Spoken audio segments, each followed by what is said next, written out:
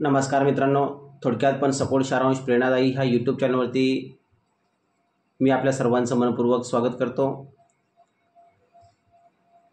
बालसंस्कार आणि युवा प्रबोधन ह्या विषयासंदर्भात आपण व्हिडिओ या ठिकाणी तयार करतो आणि बालकांना आणि युवकांना मार्गदर्शन करण्याचं काम अनंत कोटी ब्रह्मांड नायक भक्तवत्सल्य भक्ताभिमानी श्रीपाद श्री वल्लभ विजय दत्त श्री गुरुदेव दत्त समर्थ अवधूत चिंतन श्री गुरुदेव दत्त श्री स्वामी समर्थ महाराज की जय।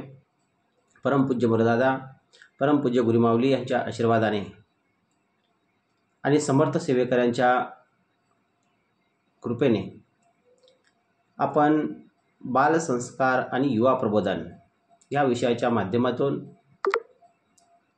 माहिती देण्याचा प्रयत्न करतोय। तर आजच्या व्हिडिओच्या माध्यमातून आपण सर्व धर्मसमभाव या विषयाबद्दल माहिती घेणार आहोत। सर्व धर्मसमभाव मध्ये आपण जर लक्षात घेतलं तर एकूण धर्म किती आहेत हे आपल्याला माहिती असणं आवश्यक आहे। म्हणून सुरुवातीला आपण धर्मांची नावे, त्यानंतर ते धर्म ज्या वेदावरती अवलंबून आहे त्या वेदांचं नाव, म्हणजे वेद म्हणजे काय, धर्म म्हणजे काय, वेदामध्ये कोणकोणत्या गोष्टी सांगितलेल्या आहेत हे जाणून घेतल्यानंतर आपण प्रत्येक धर्मांचं इतिहास, कार्य, सण, उत्सव एक एक व्हिडिओच्या माध्यमातून आपल्यापर्यंत पोहोचण्याचं काम करणार आहे। चला तर मित्रांनो, आज आपण वेद म्हणजे काय आणि धर्म म्हणजे काय, त्याचबरोबर वेदाचे प्रकार किती, त्याचे वेदांग किती, अष्टांग किती, संस्कार अवस्था कशा पद्धतीने आहे, पंचमहाभूते कोणती आहे, चार वर्णव्यवस्था कोणती आहे, याबद्दल आपण आज माहिती घेण्याचा प्रयत्न करणार आहोत। मित्रांनो, वेद हे धर्माचे मूळ कारण आहे असं म्हटलं जातं। वेद हे धर्माचे मूळ कारण आहे असं म्हटलं जातं। हे जे चार वेद आहेत, हे चार वेद चार भागात त्या ठिकाणी विभागलेले आहेत, म्हणून त्यांना वेदव्यास असं म्हटलं जात आहे। कुर्वन्तो विश्वम आर्यम हे जे ब्रीदवाक्य आहे, हे ब्रीदवाक्य आर्य या लोकांनी स्वीकार केला आणि आर्य धर्माची म्हणजे सनातन वैदिक हिंदू धर्माची पताका विश्वात फडकवली असं आपल्याला सांगता येत आहे। बघा, मानवी जीवनाचे ऐहिक आणि पारलौकिक पोषण ज्यामुळे होते ते मानवी जीवनाचे पोषण करता एक विचार संग्रह तसेच ज्या श्रेष्ठ वैचारिक मूल्यामुळे प्रजेचे सुख, संगोपन, संवर्धन, धारण आणि पोषण होते, त्याला आज धर्म असं म्हटलं जातं। धर्मो धारयते प्रजा, त्याचा अर्थ असा आहे की प्रजेला धारण करतो तो धर्म। धर्मामुळे इहपर सुखाची प्राप्ती होत असते। धर्माच्या माध्यमातून महापुरुषांनी मानव कल्याणासाठी प्रयत्न केलेले आहेत। ईश्वर हा एक आहे व सर्वांना सुखी करतो, हेच सर्व धर्म या ठिकाणी आपल्याला सांगत असतात। ईश्वर आपल्याला जन्म देतो, ईश्वर आपलं पालनपोषण करतो आणि ईश्वर आपलं मृत्यूसुद्धा करत असतो। म्हणून हिंदू ब्रह्मांड नायकाला विष्णू या नावाने ओळखलं जात आहे। परस्परावर प्रेम करणे, एकात्मता, सहिष्णुता आणि सलोखा हेच सर्व धर्माच्या तत्वज्ञानाचे व आचारांचे सार आहे असं आपल्याला म्हणता येतं। मित्रांनो, आपण 4 वेद कोणकोणते आहेत त्याची नावं ह्या ठिकाणी बघणार आहोत. नंबर 1 आहे ऋग्वेद, नंबर 2 आहे यजुर्वेद, नंबर 3 सामवेद आणि नंबर 4 आहे अथर्ववेद. हे वेदाचे 4 भाग या ठिकाणी आहेत. या 4 वेदांचे 6 वेदांगे सुद्धा आहेत. त्यामध्ये आपल्याला असं म्हणता येईल शिक्षण, कल्प, व्याकरण, निरुक्त, छंद आणि ज्योतिष ही वेदाची 6 वेदांगे म्हणून ओळखली जातात.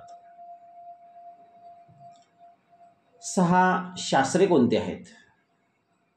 त्यामध्ये नंबर 1 आहे वैश्विक, नंबर 2 न्याय, नंबर 3 मीमांसा, नंबर 4 सांख्य, नंबर 5 योग आणि नंबर 6 वेदांत. त्यानंतर आपल्याला लक्षात घ्यावं लागेल ते म्हणजे अष्टांग योग. अष्टांग योगाच्या बाबतीमध्ये आपल्याला बोलायचं झालं तर यम, नियम, आसन, प्राणायाम, प्रत्याहार, धारणा, ध्यान आणि समाधी हे अष्टांग योग आहेत. संस्कार अवस्था हे 16 संस्कार आहेत. जन्म ते मृत्यू व मृत्यूनंतरचे संस्कार हे एकूण 16 प्रकारचे आपल्याला लक्षात येतं. 4 वर्णव्यवस्था आहे. त्यामध्ये ब्राह्मण, क्षत्रिय, वैश्य आणि शूद्र हे सर्व जे आहेत ते गुणानुसार आणि कर्मानुसार आहेत. 4 आश्रम आपल्याला म्हणता येईल.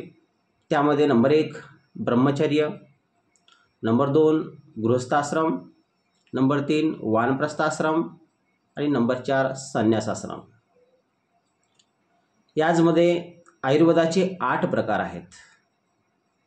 ती कोणती तर शल्यचिकित्सा, शालक्य, कायाचिकित्सा, भूतविद्या, कौमारभृत्य, अंग दंतत्र, वाजीकरण आणि रसायन अशा 8 आयुर्वेदाचे 8 प्रकार आपल्याला सांगता येईल.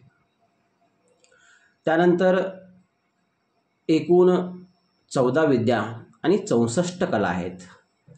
उपनिषदे आहेत 108, स्मृतिग्रंथ एकूण आहेत 108, एकूण 18 पुराणे आहेत. त्यामध्ये ब्रह्म, पद्म, विष्णू, वायू, मार्कंडेय, अग्नी, भविष्य, ब्रह्म, वैवर्त, स्कंद, वामन, कूर्म, मत्स्य, भागवत, नारद, लिंग, वराह, गरुड आणि ब्राह्मंड ही एकूण 18 पुराणे आपल्याला सांगता येतात. त्याचबरोबर 4 पुरुषार्थ आहेत: धर्म, अर्थ, काम आणि मोक्ष. वंश, सूर्यवंश, भगवान श्रीराम, रामायण, गोत्र, वशिष्ठ, वंश, सूर्य, चंद्रवंश, भगवान श्रीकृष्ण आणि धर्मग्रंथ आहे गीता.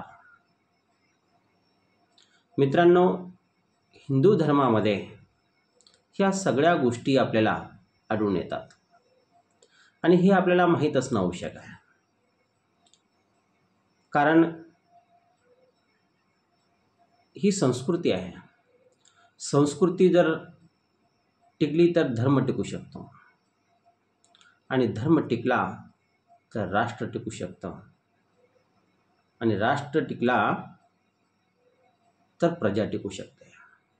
म्हणून आपण ज्या धर्माचे आहोत, ज्या धर्मात आपण राहतो, त्या धर्माविषयी माहिती आपल्याला असणं आवश्यक आहे. म्हणून मित्रांनो, एकूण जे काही 7 धर्म आहेत त्यामध्ये एक आहे हिंदू धर्म, दुसरा आहे बौद्ध धर्म, तिसरा आहे जैन धर्म, चौथा आहे इस्लाम धर्म, पाचवा आहे शीख धर्म, सहावा आहे फारसी धर्म आणि सातवा आहे ख्रिस्ती धर्म. या प्रत्येक धर्मांचा अभ्यास, या प्रत्येक धर्मांची माहिती आपण एका व्हिडिओच्या माध्यमातून आपल्यापर्यंत पोहोचवण्याचं काम करणार आहोत. म्हणून आपण सर्वांनी हा व्हिडिओ अवश्य बघावा आणि आपल्याला मिळालेली माहिती आपण इतरांपर्यंत पोहोचवण्याचं काम केलं गेलं पाहिजे. कारण ह्या गोष्टी आता लोप पावत चाललेल्या आहेत आणि लोप पावत चाललेल्या असल्या कारणामुळे आज धर्माविषयी आपुलकी आपल्या मनामध्ये निर्माण झालेली दिसून येत नाही आहे. म्हणून ह्या गोष्टी माहीत असणं आवश्यक आहे. ज्या महापुरुषांनी मानव कल्याणासाठी काम केलेलं आहे, प्रजा सुखी असली गेली पाहिजे, त्यांचं संगोपन चांगल्या पद्धतीने झालं गेलं पाहिजे, त्यांना सुख मिळालं पाहिजे, या सर्व गोष्टीचा विचार करून ह्या गोष्टी निर्माण केलेल्या आहेत आणि निर्माण केलेल्या असल्या कारणामुळे ह्या गोष्टीची जाणीव आपल्याला असणं आवश्यक आहे मित्रांनो. म्हणून आजच्या व्हिडिओच्या माध्यमातून आपण एवढंच या ठिकाणी लक्षात घेऊ. यानंतरच्या व्हिडिओमध्ये आपण सर्वप्रथम हिंदू धर्म, या हिंदू धर्माविषयी माहिती घेऊन हिंदू धर्मामधील सण उत्सव कोणकोणते आहेत त्यात थोडक्यात माहिती आपण घेण्याचा प्रयत्न करणार आहोत मित्रांनो. म्हणून झालेली सेवा श्री स्वामी समर्थ महाराजांच्या चरणी अर्पण करतो आणि ह्याच ठिकाणी थांबतो. श्री स्वामी समर्थ.